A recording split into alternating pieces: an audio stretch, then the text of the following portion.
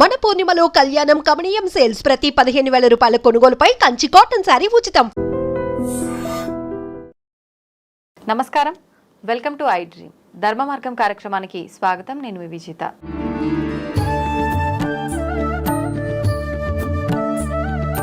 ప్రస్తుతం మనతో పాటు ఉన్నారు ప్రముఖ జ్యోతిష్యులు బ్రహ్మశ్రీ నందిబట్ల శ్రీహరి శర్మ గురువు గారు.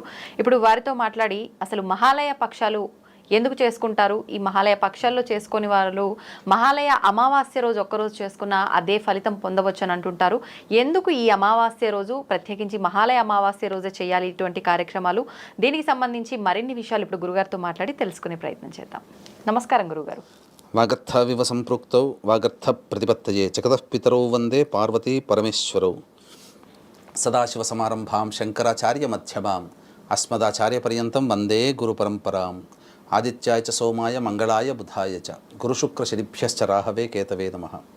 శృంగేరి జగద్గురు పీఠాధిపతులకి, కంచి పీఠాధిపతులకి నమస్కారములు తెలియజేసుకుంటూ కార్యక్రమాన్ని ప్రారంభిద్దాం. గురుగారు, మహాలయ పక్షాలు అని, మహాలయ పక్షాల్లో చేయలేకపోయినా ఈ 15 రోజుల్లో ఆఖరణ మహాలయ అమావాస్య రోజు కనుక చేస్తే అంతే ఫలితం పొందుతాము అని చెప్పి అంటుంటారు. అసలు ఎందుకని ఈ పిండ ప్రదానాలు ఇలాంటివన్నీ మహాలయ అమావాస్య రోజే చెయ్యాలి? ఏంటి అసలు విశిష్టత ఆ రోజుకి? ప్రధానంగా వీక్షించేటువంటి ఐ డ్రీమ్ ప్రేక్షకులు గమనించాల్సిన అంశం ఏంటంటే, ఇది మన ప్రతి వ్యక్తి యొక్క జన్మ సార్థకతని పొందేటువంటి ప్రయోజనాన్ని సూచించేటువంటి మార్గంగా ఈ వీడియో ఉండబోతుంది. కాబట్టి ఆశాంతం ఈ వీడియోని వీక్షించండి. మీకు ఏదైనా సందేహాలు ఉన్నా చక్కగా అన్నీ నివృత్తి చేయబడతాయి ఈ వీడియోలో. 10 మందికి షేర్ చేయండి. ఎందుకనంటే ఇది అన్ని విషయాల కంటే కూడా అత్యంతమైనటువంటి యోగదాయకమైన విషయం. ఇక మనం గమనించుకున్నట్లయితే మహాలయ పక్షాల్లో పితృ కార్యక్రమాలమ్మ. అసలు భాద్రపద పౌర్ణమి తదనంతరం భాద్రపద కృష్ణ పాడ్యమి నుంచి మొదలుకొని భాద్రపద అమావాస్య వరకు ప్రతిరోజు పిండ ప్రదానము, తర్పణము, స్వయం పాకము ఇవన్నీ కూడా చేయమని శాస్త్రం చెప్పింది. అయితే కొంతమంది సాంప్రదాయ కుటుంబంలో తమ తండ్రి గారు, తల్లిగారు చనిపోయినా తండ్రి గారికి మాత్రమే పెట్టమని శాస్త్రం. ఎందుకంటే తండ్రి గారికి పెడితే తల్లి వస్తారు, చనిపోయిన సోదరులు వస్తారు, సంతానం వస్తారు. ఎవరైనా తండ్రి గారికి సంబంధించి పెడితే ఆ యొక్క కుటుంబంలోనే వాళ్ళందరూ వస్తారు. మామూలు రోజుల్లో ప్రత్యేకించి చనిపోయిన తల్లి తిథికి, తండ్రి తిథికి పెడితే ఈ యొక్క పితృపక్షాలలో తండ్రి తిథికి పెడితే సర్వమైనటువంటి అందరికీ వస్తుందని శాస్త్రం. కాబట్టి ప్రత్యేకమైన తిథి రోజున కూడా తండ్రికి పెట్టుకోవాలి. అయితే ఇప్పుడు రోజులు బాగా దగ్గరగా వచ్చేసేసాయి. పితృపక్షాల్లో అమావాస్య 2వ తారీఖు రోజున ఏర్పడుతుంది. కాబట్టి ఈ సమయానికి ఇప్పటికీ కూడా చాలామందికి ఈ యొక్క అవకాశం లేకుండా పోయింది అసలు పితృపక్షాలలో. కాబట్టి 2వ తారీఖు రోజున ఖచ్చితంగా పిండ ప్రధాన కార్యక్రమం, తర్పణాది కార్యక్రమం తండ్రి వైపు 3 తరాలు, తల్లి వైపు 3 తరాలు, లేదా భర్త వైపు 3 తరాలు, భార్య వైపు 3 తరాల్లో మరణించిన వారి యొక్క ఆత్మతృప్తి కోసం, ఆకలి దప్పుల కోసం ఈ యొక్క పిండ ప్రధాన కార్యక్రమం కనీసం ఈ యొక్క పితృపక్షాల్లోనైనా చేయమని చెప్పబడి ఉంది. ఎందుకు చేయాలి, అసలు చేయాల్సిన అవసరం ఏముంది? బ్రతికున్నప్పుడే చాలా గొప్పగా చూసుకుంటే సరిపోతుంది కదా, వాళ్ళు చనిపోయిన తర్వాత మళ్ళీ చేయాల్సినటువంటి అవసరం ఏముందని చాలామంది వీక్షిస్తుంటారు. చాలామంది మనసులో అనుకుంటుంటారు. కానీ ఇక్కడ గమనించాల్సిన అంశం ఏంటంటే, తల్లిదండ్రులమ్మ, వాళ్ళ రుణాన్ని మనం తీర్చుకోలేం. ఎందుకనంటే తల్లి చేసే సేవ అసామాన్యమైనటువంటిది.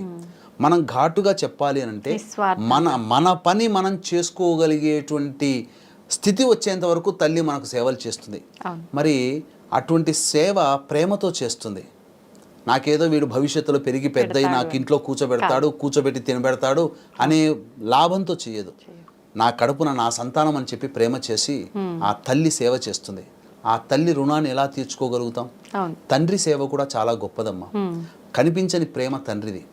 నాకు ఐఫోన్ కావాలి నాన్న, బైక్ కావాలి నాన్న, నాకు మంచి కాలేజీలో సీట్ కావాలి నాన్న అంటే ఆ తండ్రి ఎలా కష్టపడుతున్నాడో, అప్పు తెస్తున్నాడా, ఇంకే రకమైన కష్టపడుతున్నాడా తెలియదు. కానీ కొడుకుకు, బిడ్డకి అడిగిన విధంగానే వెంబడి తెచ్చిస్తున్నాడు. కాబట్టి అటువంటి తండ్రి ప్రేమని నువ్వు ఎలా తీర్చుకోగలుగుతావు? కాబట్టి వీక్షించేటువంటి ఐ డ్రీమ్ ప్రేక్షకుల్లో అబ్బాయిలైనా అమ్మాయిలైనా మీ తల్లిదండ్రులని వాళ్ళు బ్రతికున్నంత వరకు మీరు వాళ్ళ రుణాల్ని తీర్చుకోలేరు. ఎందుకంటారా? తండ్రి అభిమానస్తుడు. తనకేదైనా అవసరం వస్తే తాను సంపాదించుకున్న సొమ్ములోనైనా కానీ, లేదా తనకొచ్చే పెన్షన్లోనైనా కానీ ఖర్చు పెట్టుకొని తన భార్యకి, తనకి ఖర్చు పెట్టుకుంటాడు తప్ప, అరే నువ్వు పెంచి పెద్ద చేశాను నిన్ను, కాబట్టి నువ్వు ఇంతటి వాడవయ్యావు అంటే నేను చేయబట్టే అని చెప్పి నా అవసరానికి ఒక 10,000 ఇవ్వరా, 1,00,000 రూపాయలు ఇవ్వరా అని చెప్పి అడగడు అభిమానస్తుడు. కాబట్టి తాను బ్రతికున్నంత వరకు తన భార్యకి, తనకి, తన తర్వాత తన భార్యకి కూడా తన సంపాదించిన సొమ్ములోనే ఖర్చులు వెళ్ళదీసుకోమంటాడు తప్ప దేహి అని కొడుకు దగ్గర చాచి ఎరగరు తల్లిదండ్రులు. అంతటి గొప్పవాళ్ళు. పెట్టడమే తెలిసినటువంటి తల్లిదండ్రులు తీసుకోవడం తెలవదమ్మా. ఎక్కడైనా ప్రపంచంలో ఎక్కడైనా చెడ్డ సంతానం ఉంటుంది కానీ చెడ్డ తల్లిదండ్రులు ఉండరు. దొంగ కూడా తన కొడుకుని బిడ్డని మంచిగానే చూసుకుంటాడు. కాబట్టి ఇటువంటి తల్లిదండ్రుల రుణాన్ని తీర్చుకునే అవకాశం వాళ్ళు చనిపోయిన తర్వాత వాళ్ళ పేరు మీద చేసుకునేటువంటి పిండ ప్రధాన కార్యక్రమం. కాబట్టి పిండ ప్రధాన కార్యక్రమం తప్పకుండా చేయాలి. అసలు వాళ్ళు ఏ సంవత్సరం, ఏ నెల, ఏ మాసము, తెలుగు మాసం ఇంగ్లీష్ కాదు, ఏ మాసము ఏ తిథి రోజున, పౌర్ణమి తర్వాతన అమావాస్య తర్వాతన చనిపోయారో తెలుసుకుని ఆ తిథి వచ్చిన రోజున సాంప్రదాయ కుటుంబస్తులు అనగా యజ్ఞోపవీత ధారణ ఉన్నటువంటి బ్రాహ్మణ, క్షత్రియ, వైశ్య, పద్మశాలి, విశ్వబ్రాహ్మణ ఇలా యజ్ఞోపవీత ధారణ ఉన్నటువంటి వాళ్ళు అన్నప్రసాదంతో పిండ ప్రదానం చేస్తారు. యజ్ఞోపవీత తెలియని వాళ్ళ కోసమే ఈ యొక్క పితృపక్షాలు పెట్టింది. కాబట్టి అమావాస్య రోజున తెలియని వాళ్ళు, ఏ తిథి రోజున ఎప్పుడు పోయారో తెలియని వాళ్ళందరూ కూడా ఈ అమావాస్య రోజున పిండ ప్రదాన కార్యక్రమం, తర్పణాది కార్యక్రమాలు, స్వయం పాక దానం అనేటువంటిది ఖచ్చితంగా చేసుకోవాలమ్మా. ఓకే. అయితే గురువుగారు ఏ పని చేయాలన్నా అది శుభకార్యమైనా సరే, ఏ కార్యమైనా పెద్దవాళ్ళు అంటూ ఉంటారు ఇది మాకు ఆచారం లేదు అని చెప్పి. ఈ పిండ ప్రదానం విషయానికి వస్తే కూడా కొంతమంది ఇది మాకు అసలు మా ఇంట్లో లేదు, మా ఆచారం కాదు, లేకపోతే మాకు వంతన లేదు, ఇలా రకరకాలుగా చెప్తుంటారు. అలా నమ్మే వాళ్ళు ఓన్లీ స్వయం పాకం ఒక్కటి ఇస్తే సరిపోతుందా? అంతటి ఫలితాన్ని పొందే అవకాశం ఉంటుందంటారా? ఇక్కడ ఏంటంటేనమ్మా, ఆకలి దప్పులు మనలాగానే గతించినటువంటి ఆత్మలకు ఉంటాయి. సో ఇక్కడ తన కుటుంబంలో తన వారసుడు, తన కొడుకు తల్లిదండ్రుల కోసం విడిచబడేటువంటి పిండ ప్రదానాలు ఏవైతే ఉంటాయో ఆ యొక్క పుణ్యఫలాన్ని తీసుకుని నరకలోకంలో బాధపడుతున్నటువంటి వాళ్ళ ఆత్మకి కొంత శాంతి కలుగుతుంది.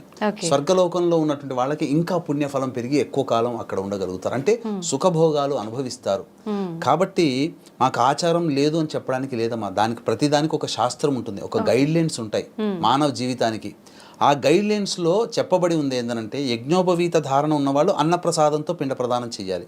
యజ్ఞోపవీత ధారణ లేని వాళ్ళు, మిగతా కులస్తులు ఖచ్చితంగా బియ్యం పిండితో కానీ, గోధుమ పిండితో కానీ, యవల పిండితో కానీ, మినప పిండితోనైనా కానీ ఈ యొక్క పిండ ప్రదానము తర్వాత తర్పణాది కార్యక్రమాలు, స్వయం పాక దానం ఎలాగో బ్రాహ్మడింట్లో భోంచేయడు కాబట్టి స్వయం పాక దానం చేయమని చెప్పింది.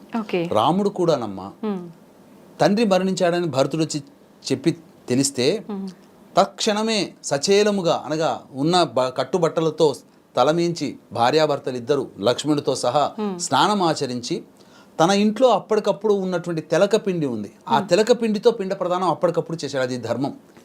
తెలియదు అప్పటి వరకు తండ్రి చనిపోయాడని. తెలిసిన వెంబడే పిండ ప్రదానం చేయాలి. మరి రాముడు ఆచరించాడు కదా. మరి రాముడి మార్గంలో మనం నడుస్తున్నప్పుడు మరి రాముడి ఆచారం, అది ఆచారం ఉంటేనే చేశాడా? శాస్త్రం చెప్పింది కాబట్టి చేశాడు, ధర్మం చెప్పబడింది కాబట్టి చేశాడు. కృతజ్ఞత. తల్లిదండ్రులకి నువ్వు ఇచ్చే రుణం ఇదేనమ్మా. ఇప్పుడు చనిపోయిన తిథి రోజున బ్రాహ్మడికి వస్త్రదానం చేస్తారు, కొంతమంది ఆచారం ఉంటుంది. ఈ వస్త్రదానం చేయగానే చనిపోయిన తండ్రికి ఏమైనా బట్టలు వచ్చేసేస్తాయని అంటారు. వాస్తవాన్ని గమనించాల్సింది ఏంటంటే ఈ పిండ ప్రదానం కానీ, స్వయం పాక దానం కానీ, వస్త్రదానం కానీ, ఏవైనా కొన్ని వస్తువులు అనేటువంటివి దానం చేస్తారు, షోడశ దానాలు. ఈ దానాలలో ఉన్నటువంటి ఆంతర్యం ఏంటంటే మరణించిన వాళ్ళు మళ్ళీ జన్మించక తప్పదు. వాళ్ళు ఎక్కడ జన్మ ఎత్తినా వీళ్ళు సంవత్సరంలో ఒకరోజు చేయడం వల్ల జన్మ ఎత్తినటువంటి వాళ్ళకంటే పితృదేవతల కాలానికి మన కాలానికి తేడా ఉంది. 6 నెలలు ఈజ్ ఈక్వల్ టు వాళ్ళకొక పగలు, మనకు 6 నెలలు ఈజ్ ఈక్వల్ టు వాళ్ళకి ఒక రాత్రి. కాబట్టి సంవత్సరంలో ఒకరోజు చేయడం వల్ల వాళ్ళకి ఎక్కడైతే జన్మెత్తుతారో ప్రతి సంవత్సరం అన్నపానాదులకి లోటు లేకుండా, ప్రతి సంవత్సరం కూడా కట్టుబట్టలకి లోటు లేకుండా వాళ్ళు జన్మ ఎత్తిన ఏ కుటుంబంలో ఎక్కడ పుట్టింటారో తెలియదు. పునర్జన్మ అయితే ఉంది కదమ్మా, చాలా మంది ఇన్సిడెంట్లు మనం చూస్తున్నాం. కాబట్టి ఆ జన్మ ఎక్కడెత్తుతారో అక్కడ వాళ్ళకి అన్నపానాదులకి కట్టుబట్టలకి లోటు లేకుండా జీవితం గడిచిపోతుంది. ఇది సూత్రం. కాబట్టి ఇది చేయవలసినటువంటి ధర్మం అమ్మ. అయితే ఇప్పుడు స్వయం పాకం అని మాట్లాడుకున్నాం కదా గురుగారు, ఏమి ఇవ్వాలి అసలు స్వయం పాకంగా? స్వయం పాక దానములో ప్రధానముగా మనకు తోటకూర. ఎందుకని ప్రత్యేకంగా తోటకూర? తోటకూర అని ఎందుకని అన్నారంటే ఆకుకూరలో చాలా మంది అనేకం ఇస్తారు, కానీ శాస్త్రం ప్రకారం చెప్పబడినటువంటి తోటకూర, కాయగూరల్లో బెండకాయ, దొండకాయ, అరటికాయ, ఇవి గడ్డల్లో కందగడ్డ ఇవ్వవచ్చు, ఆలుగడ్డలు ఇస్తుంటారు, టమాటాలు ఇస్తుంటారు, ఇవి ఇవ్వకూడదు శాస్త్రం ప్రకారం. అలాగే ఆవాలు, జీలకర్ర, గళ్ళ ఉప్పు, బెల్లము, పాలు, పెరుగు, నెయ్యి, ఎండు మిరపకాయలు, పచ్చి మిరపకాయలు ఇవ్వకూడదు, ఎండు మిరపకాయలు ఇవన్నీ ఇవ్వచ్చు, ఖర్జూరము, తమలపాకులు, వక్కలు, అలాగే ఈ సంబంధించినటువంటి వస్తువులు, కొన్ని ఇంట్లో ఉపయోగపడేటువంటి వస్తువులు, ఆవు నెయ్యి, నూనె, ఇట్లాంటి పదార్థాలు బ్రాహ్మడి ఇంటి యొక్క దాంట్లో వస్తువుకి ఉపయోగించుకునేటువంటి వస్తువుల్ని ఇవ్వవచ్చమ్మా. ఇంకా చెప్పబడి ఉంది ఏంటంటే ఒక 3 వస్తువులు కనుక ఖచ్చితంగా పెడితే 1000 రకాలైనటువంటి కూర, ఆకుకూరలు, కాయగూరలు పెట్టిన ఫలితం వస్తుంది. ఏమా అవనంటే నల్లేరు, పనసకాయ, తర్వాత కాకరకాయ. నల్లేరు అంటే నల్లేరు మీద నడక అని అంటుంటారు కదా. ఎందుకంటే నల్లేరు అనేది వృక్షము. అవి మనకు దేంట్లో వాడతారనంటే ఈ నరాలు గట్టిపడడానికి, ఎముకలు గట్టిపడడానికి వాడతారు. అవి తింటే గనక నర వ్యవస్థ చాలా మంచిగా అవుతుంది, ఎముకలు కూడా తొందరగా అతుక్కుంటాయి. కాబట్టి నల్లేరు అని చెప్పబడి ఉంది. కాడల్లాగా ఉంటుంది ఆ నల్లేరు కాయకూర. తర్వాత కాకరకాయ, పనసకాయ, ఈ 3 వస్తువులు కనుక ఇచ్చినట్లయితే, మళ్ళీ గుమ్మడికాయ కూడా ఇవ్వవచ్చు, 1000 రకాల కూరగాయలు ఇచ్చినటువంటి ఫలితం మనకు కలుగుతుంది. ఓకే. అయితే గురుగారు, ఇందాక మీరు రాముడు, సీత ఇద్దరు తన తండ్రి మరణ వార్త తెలియగానే పిండ ప్రదానం చేశారు అని చెప్పన్నారు. అంటే అక్కడ సీతాదేవి కూడా పిండ ప్రదానం కార్యక్రమంలో పాల్గొన్నారా? కార్యక్రమంలో పాల్గొనడం అంటేనమ్మా, ఇక్కడ చాలా మందికి వచ్చేటువంటి సందేహం ఏంటంటే ఆడవాళ్ళు చేయొచ్చా అంటున్నారు. ఆడవాళ్ళు చేయకూడదు. ఇక్కడ వాస్తవానికి శాస్త్ర ప్రకారము చాలా మంది ఏంటంటే రాజకీయ నాయకురాలు ఎవరో తన తల్లి తండ్రి చనిపోతే తనే తలకొరివి పెట్టింది, దాన్ని ఆదర్శంగా తీసుకొని చాలా మంది చేస్తున్నారు. కానీ శాస్త్రం ప్రకారం ఏంటంటే స్త్రీకి ఈ యొక్క అంత్యేష్టి కర్మలకి అధికారము లేదు. అంత్యేష్టి కర్మలు అంటే చనిపోయిన తర్వాత చేసేటువంటి కర్మలకి, పిండ ప్రదానానికి అర్హత లేదు. కాకపోతే స్త్రీ ప్రాముఖ్యత ప్రతి దాంట్లో మన ఆచారంలో ఉందమ్మా. ఇక్కడ మగవాడు తన తల్లికి కానీ తండ్రికి కానీ పిండ ప్రదానం చెయ్యాలి లేదా పితృ కార్యక్రమాలు చెయ్యాలి అని అనుకున్నప్పుడు భార్య చక్కగా స్నానం ఆచరించి మడిబట్ట కట్టుకొని ఆ చనిపోయినటువంటి వ్యక్తి యొక్క ఫోటో దగ్గర దీపారాధన చేసిన తర్వాత మాత్రమే భర్తకి పిండ ప్రదానం చేసే అర్హత లభిస్తుంది. చాలామంది ఏం చేస్తారంటే మగవాళ్ళు కూర్చొని పిండ ప్రదానాలు ఇవన్నీ చేస్తుంటారు, కానీ తప్పది. భార్య, కోడలు ప్రధాన పాత్రధారి కాబట్టి కోడలు దీపారాధన చేసిన తర్వాతనే పిండ ప్రదానం చేసే అర్హత కొడుక్కొస్తుంది. అంత పర్యంతం రాదు. అది చేసినా పితృదేవతలు స్వీకరించరు. అందుకనే స్త్రీకి ప్రముఖ ప్రాధాన్యత ఇచ్చారు. పిండ ప్రదానం చేయకూడదని చెప్పినా ఆమె మొదలు పెడితేనే ఈయనకు అధికారం వస్తుంది. ఇక్కడ స్త్రీకి కూడా సమాన అర్హత ఇచ్చినట్టే కదా. అవును అది. ఓకే. అయితే గురుగారు, ఇప్పుడు ఇలాంటి కార్యక్రమాలు చేసేటప్పుడు ప్రత్యేకించి ఆడవాళ్ళకి వీలు పడని ఆ 4 రోజులు ఏదైతే ఉందో అటువంటి సిచ్యువేషన్లో కనుక ఉంటే ఇంట్లో ఇలాంటి కార్యక్రమాలు చేయొచ్చు అంటారా?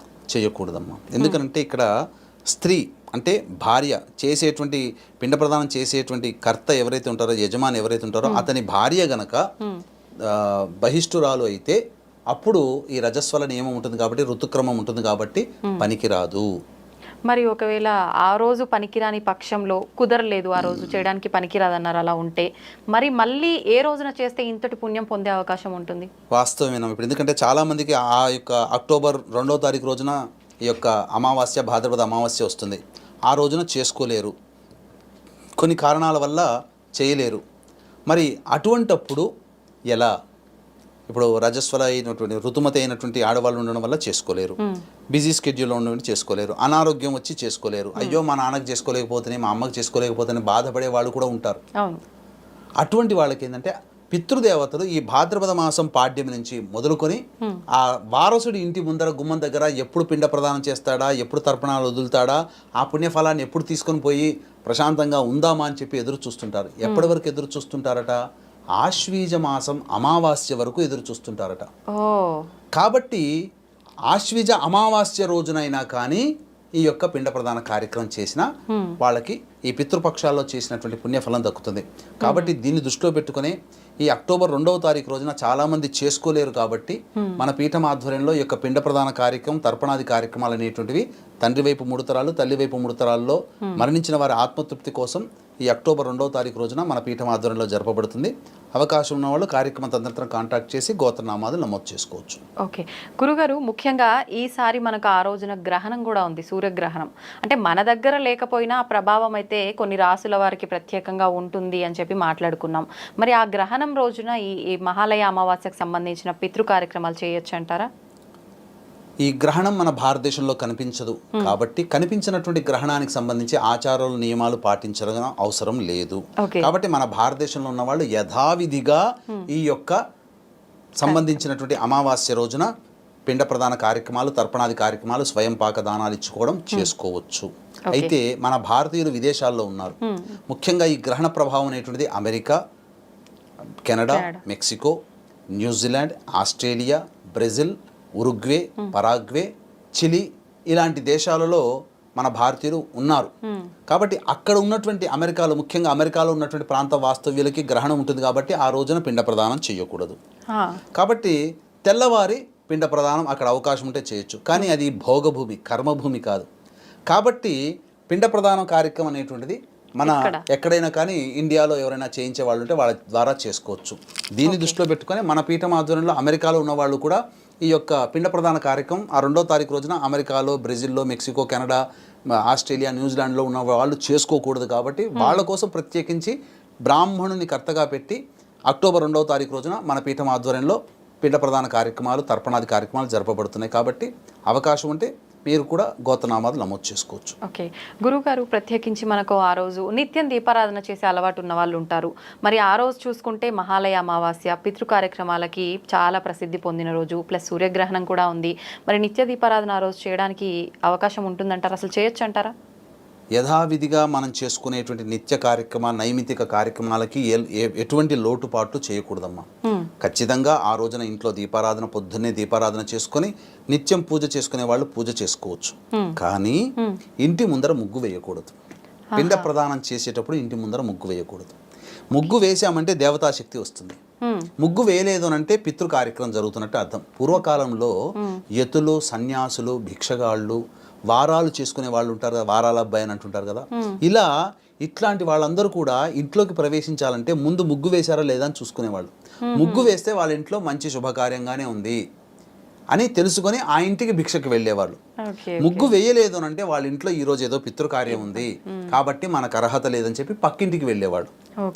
కాబట్టి ముగ్గు ఆ రోజున వేయకూడదు. ఇంట్లో పిండ ప్రదానం చేసేటట్టయితే ఆ అక్టోబర్ 2వ తారీఖు రోజున ఇంటి ముందర ముగ్గు వేయకూడదు. నియమం ప్రకారం ఇంట్లో దేవతార్చన, దేవతా పూజలు అన్ని నిత్య దీపారాధనలు చేసుకొని తర్వాత చేసుకోవచ్చు ఈ యొక్క పిండ ప్రదాన కార్యక్రమాలన్నీ. ఓకే గురుగారు, ముఖ్యంగా పితృదేవతలకు సంబంధించిన మనం ఏమి ఇవ్వాలనుకున్నా కూడా కృతజ్ఞత రూపంలో తర్పణాలు, పిండ ప్రదానం. అయితే చాలామంది కొన్ని ప్రాంతాల్లో ముఖ్యంగా వారి ఫోటోలు పెట్టుకొని వాళ్ళ ఫోటోల ముందర వారికి నచ్చిన పదార్థాలు వండి పెట్టుకొని అలా చేస్తూ ఉంటారు. నిజంగా చనిపోయిన వాళ్ళకు మనం భోజనం రూపంలో పెట్టింది వాళ్ళకు అందుతుందంటారా? ఫలితం ఉంటుందంటారా దానివల్ల? ఇక్కడ వాస్తవానికి వీక్షించేటువంటి ప్రేక్షకులు గమనించాల్సింది ఏంటంటే చాలామందికి విధి విధానాలు ఎలా చేసుకోవాలి పిండ ప్రదాన కార్యక్రమం అనేది తెలియకపోవడం వల్లనే.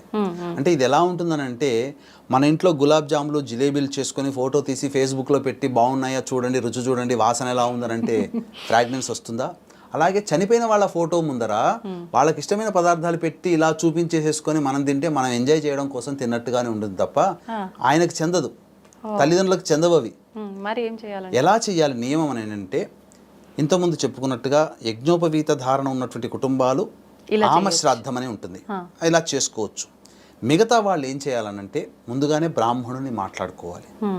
మాట్లాడుకుని మా ఇంట్లో ఈ అమావాస్య రోజున కార్యక్రమం చేస్తున్నాం, పిండ ప్రదానం, తర్పణాది కార్యక్రమాలు చేయించడానికి రండి అని చెప్పి మాట్లాడుకుంటే బ్రాహ్మణులు వస్తారు. ఖచ్చితంగా పిండ ప్రదానాలు, తర్పణాలు చేయాలి. పిండ ప్రదానంలో భాగంగా ముందుగా గణపతి పూజ చేస్తారు. గణపతి పూజలో శుభ సంకల్పం, పితృదేవతలకు సంబంధించిన సంకల్పం జరిగిన తర్వాత ఇవన్నీ కూడా దక్షిణ దిక్కుగా ఫేస్ పెట్టాలి. ఫేస్ పెట్టి ఈ యొక్క దర్భలలో పిండ ప్రదాన కార్యక్రమం, తండ్రి వైపు 3 తరాలు, తల్లి వైపు 3 తరాలు మరణించినటువంటి వాళ్ళ పేరున పిండ ప్రదాన కార్యక్రమం మొదలు ఆ యొక్క కార్యక్రమం పెట్టడానికి బ్రహ్మదండం అధికార యోగ్యత అనేటువంటిది బ్రాహ్మణుడు మంత్రం ద్వారా ఇప్పిస్తాడు. ఆ అధికారం రాగానే పిండ ప్రదానం చేయొచ్చు. తర్పణాది కార్యక్రమాలు నల్ల నువ్వులు నీళ్ళలో వదిలిపెట్టి తర్పణాది కార్యక్రమాలు ఇలా చేతిలో వేసుకొని ఈ బొటన వేలు ద్వారా తర్పణాలు వదలాలమ్మా. ఇది విధానం అసలు యాక్చువల్గా. కాబట్టి ఈ విధానం అనేటువంటిది పాటించాలి. ఓకే. ఈ విధంగా చేసిన తర్వాత బ్రాహ్మడికి ఇంతకుముందు చెప్పుకున్నట్టుగా స్వయం పాక వస్తువులు ఇవ్వాలి. ఇచ్చే మీకు అవకాశం ఉంటే శక్తి ఉంటే వస్త్రము, చెప్పులు, గొడుగు ఇవన్నీ కూడా దశదానాల్లో వచ్చేటువంటివి కాబట్టి ఇవి ఇవ్వవచ్చు. ఇవ్వకపోయినా పర్వాలేదు. అయితే అందరికీ శక్తి ఉండదు కదా, ఇవన్నీ కూడా చేసుకునే శక్తి అందరికీ ఉండదు. చాలా మందికి బీదవాళ్ళు కూడా ఉంటారు.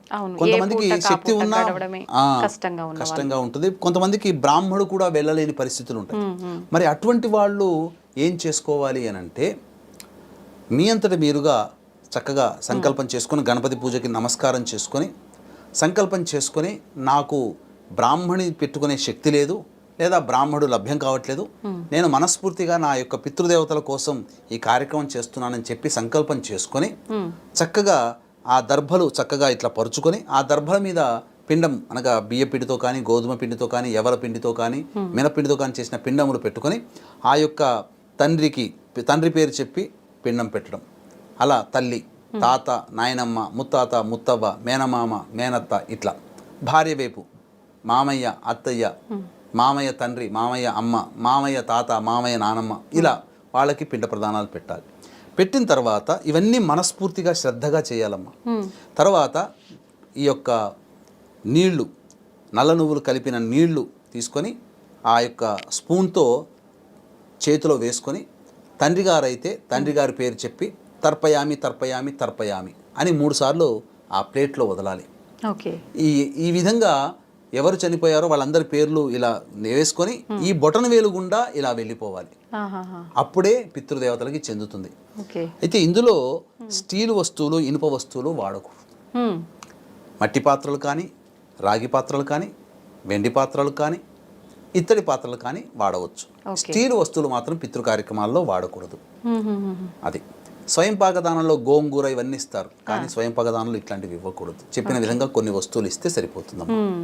గురుగారు, ఇప్పుడు మీరు చెప్పినట్టుగా పితృదేవతలకు సంబంధించిన ఈ కార్యక్రమాలన్నీ చేయకపోవటం వల్లే ఇప్పుడు మనం చూస్తున్నాం చాలా రకాల సమస్యలు, పితృదోషాల వల్ల కలిగే సమస్యలు ఇవన్నీ వచ్చే అవకాశం ఉంటుందంటారా? ఏం జరుగుతుంది అసలు చేయకపోతే? అసలు పిండ ప్రదానం చెయ్యకపోవడం అనేటువంటి దౌర్భాగ్యం ఇంకోటి లేదమ్మా. ఎందుకనంటే తల్లిదండ్రులు మనకు ఎవరో కాదమ్మా, బ్రహ్మ విష్ణు మహేశ్వరులు అనుకుంటాం కదా. బ్రహ్మ తండ్రి, బ్రహ్మ సృష్టిస్తాడు, తండ్రి మనల్ని సృష్టించాడు కదా. తాత నిలబెడతాడు మనల్ని, వంశాన్ని నిలబెట్టుకుంటాడు తాత. కాబట్టి విష్ణుతో సమానం, ముత్తాత రుద్రునితో సమానం. కాబట్టి ఇక్కడ బ్రహ్మ విష్ణు మహేశ్వరులు ఎవరో కాదు, మన తాత ముత్తాతలే, తండ్రి తాత ముత్తాతలే. కాబట్టి నా దృష్టిలో కాదు, ధర్మం దృష్టిలో చెప్తున్నానమ్మా. తల్లిదండ్రులు చనిపోయిన తర్వాత వాళ్ళ పేరు మీద పిండ ప్రదానం కానీ, తర్పణాది కార్యక్రమాలు కానీ, దానాది కార్యక్రమాలు చేయలేనటువంటి మగవాడు వాడు కొడుకే కాదు. వేమన పద్యం కూడా ఉంది కదమ్మా, పుట్టలోని చెదలు పుట్టదా గిట్టదా విశ్వదాభిరామ వినురవేమ, చెదల్ లాంటి వాడు. అటువంటి కొడుకు ధర్మం దృష్టిలో వ్యర్థుడు, హీనుడు, నీచాతి నీచమైన జీవితాన్ని గడిపే దుర్మార్గుడు. అటువంటి మంచితనం చేయాలనే సంకల్పం ఉన్నటువంటి కొడుకుకి సహకరించలేని భార్య ఉంటుంది కదా, ఆమె కూడా నీచురాలవుతుంది. ఎందుకనంటే ఈ రోజుల్లో భార్య సహకరిస్తేనే అన్ని పనులు చేయాలి కదమ్మా. పితృ కార్యక్రమాలకి, మామగారి కార్యక్రమాలకి, అత్తగారి కార్యక్రమాలకి కోడలు సహకరించాలి. కోడలు సహకరించకపోతే ఆ ఆడ జన్మే వేస్ట్ అమ్మా. ఎందుకు, ఇది నా అభిప్రాయం కాదు, ధర్మం దృష్టిలో చెప్తున్నటువంటి మాటలు ఇవన్నీ కూడా. ఎందుకనంటే వాళ్ళు కని పెంచినటువంటి శరీరం, వాళ్ళ ఇచ్చినటువంటి ఆరోగ్యం, వాళ్ళు పెట్టిన పేరుతోనే మన ప్రపంచం మనల్ని గుర్తిస్తుంది. వారు చూపి మనల్ని పెంచి పెద్ద చేసినటువంటి మార్గంలో ఎక్కడైనా వాళ్ళు స్వార్థంగా ఉన్నారా? తల్లిదండ్రుల కోసం నువ్వు ఇంత సంపాదించి, లక్షలు సంపాదించి ఎవరి కోసం ఈ డబ్బు కూడా పెట్టేది? నువ్వు ధర్మంగా పాటించినప్పుడు నీకు పిండం పెట్టడానికి నీ కొడుకు వస్తాడా? నువ్వు పెట్టలేకపోతున్నావు, నీకు పిండం పెట్టడానికి నీ కొడుకు మాత్రం కావాలి, వాడికి మాత్రం మంచి బుద్ధులు నువ్వు పెట్టాలి కదా. కాబట్టి వాళ్ళు ఇచ్చిన ఆరోగ్యమైన దేహంతో నువ్వు జీవిస్తున్నావు, వాళ్ళు ఇచ్చిన రూపం, వాళ్ళ రూపంతోనే కదా అందుకనే నా కొడుకు అని ఇక్కడ గుండెల మీద పెట్టుకుంటాం, గుండెల మీద కొట్టుకుంటాం. అంతేగాని నా కొడుకని తలకాయలు, నా కొడుకని భుజాలు జబ్బలు, నా కొడుకని తొడలు తెరుచుకోం కదా. ఎందుకనంటే పురుషుడి యొక్క శరీరంలో సంతాన ధాతు అనేది ఇక్కడ ఉంటుంది. ఆ సంతాన ధాతువు ద్వారా ఆ ధాతువు ఈ యొక్క అధోభాగంలో ప్రవేశించి కణంలో ప్రవేశించి పురుష కణం ద్వారా స్త్రీ యొక్క అండంలో ప్రవేశం చేస్తుంది. అందుకనే ప్రతి సందర్భంలో నా కొడుకని ఇక్కడ కొట్టుకుంటాం, ఇక్కడ ఉంటుంది సంతాన ధాతువు. కాబట్టి గుండెల మీద కొట్టుకునేటువంటిది, అంతగా ప్రేమ పెంచుకున్నటువంటి తల్లిదండ్రులకి నువ్వు బ్రతికుండంగా రుణం తీర్చుకోలేవు. ఈ పిండ ప్రదాన కార్యక్రమం ద్వారానే రుణం తీర్చుకునేది. కాబట్టి నిజంగా నా జీవితంలో చాలామందిని చూశాను. నియమ ప్రకారము తల్లిదండ్రుల సేవ చేసిన వాళ్ళు, అలాగే వాళ్ళ తదనంతరం పిండ ప్రదాన కార్యక్రమాలు నియమం తప్పకుండా చేసినటువంటి వాళ్ళు చాలా ఉన్నతమైన స్థానంలో ఉన్నారు. అన్నిటికంటే మించి ప్రశాంతంగా జీవిస్తున్నారు. చాలా డబ్బు లేకపోయినా చాలామంది ప్రశాంతంగా ఉన్నారు. అంటే వాళ్ళు చేస్తున్నటువంటి పిండ ప్రదాన కార్యక్రమం. కోట్ల డబ్బు ఉంటాయి, కార్లలో తిరుగుతుంటారు, మిద్దెలు ఉంటుంటాయి, బంగారు ఆభరణాలు దిగేసుకుంటారు, కానీ రాత్రి అయ్యేసరికి ప్రశాంతంగా నిద్రపోలేరు. ఇంటి ముందర కంటి ముందర ఎన్ని పదార్థాలున్నా తినలేరు. అందమైన వస్తువు, అందమైన మనుషులు పక్కనున్నా అనుభవించలేరు. ఇవన్నీ వాళ్ళ జీవితంలో దౌర్భాగ్యం ఎందుకు వస్తాయంటే పితృదేవతల యొక్క కార్యక్రమాలు చేయలేకపోవడం వల్ల. కాబట్టి ఎక్కడ పితృ కార్యక్రమాలు చేయరో పితృదేవతల శాపాలు తొలగుతాయి. తద్వారా వాళ్ళ జీవితంలో అనేక నష్టాలు వాళ్ళు చవి చూడాల్సి వస్తుంది. కాబట్టి పిండ ప్రదానాలు ఎట్టి పరిస్థితుల్లో ఆపకూడదు. పిండ ప్రదానాలు కంటిన్యూ చేసుకోదలిచిందే. మీకు శక్తి లేదు, మీకు అవకాశం లేదు, మీకు ఇక్కడ పిండ ప్రదానాలు చేసుకునే ప్రదేశం లేదు, ఎక్కడో దూర ప్రాంతంలో విదేశంలో ఉన్నాం, మాకు చెయ్యాలనుంది కానీ మనుషులు ఎవరు లేరు, అటువంటి వాళ్ళకి ధర్మం ప్రకారం, నియమ ప్రకారం, శాస్త్ర ప్రకారం ఈ అక్టోబర్ 2వ తారీఖు రోజున తండ్రి వైపు 3 తరాలు, తల్లి వైపు 3 తరాల్లో మరణించిన వాళ్ళ యొక్క ఆత్మతృప్తి కోసం మన పీఠం ఆధ్వర్యంలో పిండ ప్రదాన కార్యక్రమాలు, తర్పణాది కార్యక్రమాలు చేయించడం జరుగుతుంది. కాబట్టి అవకాశం ఉన్న వాళ్ళు కార్యక్రమ తదనంతరం కాంటాక్ట్ చేసి పూర్తి వివరాలు తెలుసుకోవచ్చు. నిజంగా పితృ కార్యక్రమాలు ఎందుకు చేయాలి ఈ 15 రోజుల్లో, ఈ పితృపక్షాల్లో, మహాలయ పక్షాల్లో అనే సందేహం ఒకటైతే, అసలు ఇవి చేసేటప్పుడు ఎటువంటి నియమాలు పాటించాలి, అసలు ఎందుకు చేయాలి, ఏంటి, ఈ డౌట్లు చాలా మందిలో ఉన్నాయి గురుగారు. ఈ ఒక వీడియోతో నిజంగా అన్ని సందేహాలు క్లియర్ చేసేశారు. ఇంకొకటి ప్రత్యేకమైన సందేహం ఏంటంటే, చనిపోయిన వాళ్ళు మనకు కనిపిస్తారా అని చెప్పి చాలా మంది అంటుంటుంటారు. మరి మహాభారతంలో మహాభారత యుద్ధం అయిపోయిన తర్వాత వ్యాస భగవాన్ దగ్గరకు వచ్చి ఆ సైనికుల భార్యలందరూ కూడా వచ్చి గగ్గోలు పెట్టుకున్నారు. ఒక్కసారి మా భర్తలని మేము చూసుకుంటాం, మాకు ఆ అనుజ్ఞ ఇవ్వండి అని చెప్తే ఆయన తన యొక్క మంత్రశక్తితో చనిపోయిన తర్వాత ఎక్కడో స్వర్గ సుఖాలు అనుభవిస్తున్నటువంటి భర్తలందరినీ కూడా ఒకరోజు వాళ్ళతో గడిపేందుకు అవకాశం ఇచ్చారు. చక్కగా భార్య భర్తలు ఆనందంగా ముచ్చట్లు చెప్పుకుంటూ ఆ రోజంతా గడిచిన తర్వాత మళ్ళీ సూర్యోదయానికి మళ్ళీ వాళ్ళు తిరిగి వాళ్ళ లోకానికి వెళ్ళడం జరిగింది. మరి చనిపోయిన సంవత్సరం 2 సంవత్సరాల తర్వాత అడిగిన కోరికను మంత్రశక్తితో వాళ్ళు ఏ విధంగా తీర్చగలిగారు? ప్రతి రూపము చనిపోయిన తర్వాత కూడా ప్రతి వాళ్ళకి రూపం ఉంటుంది. వాళ్ళందరికీ కూడా మంచి చెడు మనకు ఎలా ఉంటాయో పితృలోకం అనేది ఒక వ్యవస్థ ఉంటుంది. ఆ వ్యవస్థలో వాళ్ళు చేసుకున్న పాపపుణ్యాలకు తగ్గట్టుగా మంచి చెడు వాళ్ళకు ఉంటుంటాయి. కాబట్టి చెడు ఉన్నప్పుడు వాళ్ళకి ఎక్కువ మంచి జరగాలంటే ఇక్కడ వారసులు పిండ ప్రదానాలు చేయాలి. మంచి ఉన్నవాళ్ళు ఇంకా మంచి జరగాలంటే కూడా ఇక్కడ వారసులు పిండ ప్రదానాలు చేయాలి. ఏ ఇంట్లోనైతే పిండ ప్రదానాలు చేయకుండా ఆగిపోతాయో వాళ్ళ ఇంట్లో వారసులు పుట్టరు, వాళ్ళ జీవితం అభివృద్ధి ఉండదు. పిల్లలు సంఘ విద్రోహకర శక్తులతో అయిపోయి జైలు పాలవుతుంటారు. ఇప్పుడు జైలు పాలైన కుటుంబాలు కావచ్చు, ఆటిజం భావాలతో పిల్లలు పుడుతున్న కావచ్చు, ఇంటర్ కాస్ట్ మ్యారేజ్లు అవుతున్నా కావచ్చు, ఇంటర్ రిలీజియన్ మ్యారేజ్లు, అలాగే పురుష సంతానం లేని కుటుంబాలు కావచ్చు, డైవోర్సులు తరచూ అవుతున్న కుటుంబాలు కావచ్చు, పెళ్లి పెటాకులు లేకుండా మోడుగా బ్రహ్మచారిగా కన్యగా ఉన్నటువంటి వాళ్ళ కుటుంబాలలో, అలాగే మందులకు నయం కాని రోగాలతో బాధపడుతున్నటువంటి కుటుంబాలు, ఇవన్నీ పితృ దోష ప్రభావాలనే వస్తాయి. కాబట్టి పితృ కార్యక్రమాలు ఆపకుండా నిర్విరామంగా తల్లిదండ్రుల కోసం సంవత్సరానికి ఒక 3-4 వేలు ఖర్చు పెట్టుకోలేరమ్మా. మనం బయటికి వెళ్ళిన తర్వాత రెస్టారెంట్కి వెళ్ళి పదార్థం ఆర్డర్ చేసి నచ్చలేదని చెప్పి వదిలిపెట్టిన వస్తువు విలువ కాదు, మనం ఒక సంవత్సరంలో వేసుకునే బట్టల విలువ కాదు, మనం వేసుకునే షూస్ విలువ కాదు. అంతకంటే దిగజారిపోయారా తల్లిదండ్రుల యొక్క పరిస్థితి? నా దృష్టిలో తల్లిదండ్రుల గురించి పట్టించుకోనటువంటి కొడుకు వాడు కొడుకే కాదమ్మా, వాడు బ్రతికుండడమే అర్హత లేని మనిషి అని చెప్పడంలో ఏమాత్రం సందేహపడను. తల్లిదండ్రుల తర్వాతనే ఎవరైనా, కోడలికైనా అత్తమామ తర్వాతనే ఎవరైనా. ఇదన్నీ కూడా మనకు ధర్మం చెప్పబడింది, ధర్మాన్ని పాటించడం అంతే తప్ప దీన్ని క్వశ్చన్ చేసే అధికారం కానీ ధైర్యం కానీ మనలాంటి మానవులకి లేదు. నిజంగా మీరు చెప్పిన మాట మాత్రం వాస్తవం గురుగారు. తల్లిదండ్రులకు సంబంధించి ప్రతి ఒక్కరు కూడా అదే భావనతో ఉంటే నిజంగా రకరకాల ఇబ్బందులు తల్లిదండ్రులను పెట్టే వాళ్ళు చూస్తున్నాం. అలాంటి ఇబ్బందులు అసలు జరిగేవే కాదు. చనిపోయిన తర్వాత సంగతి ఏమో కానీ బ్రతికుండగానే రకరకాల ఇబ్బందులు పెట్టి హింసించి ఎన్ని చూస్తున్నాం. నిజంగా అటువంటి వాళ్ళకు ఏదో ఒక శిక్ష అయితే ఖచ్చితంగా పడుతుంది. ఖచ్చితంగా పడుతుందమ్మా, అందులో ఏమాత్రం సందేహం లేదు. ధన్యవాదాలు గురుగారు, చాలా మంచి విషయాలు తెలియజేశారు. సర్వం శ్రీ ఉమామహేశ్వర పరబ్రహ్మార్పణమస్తు.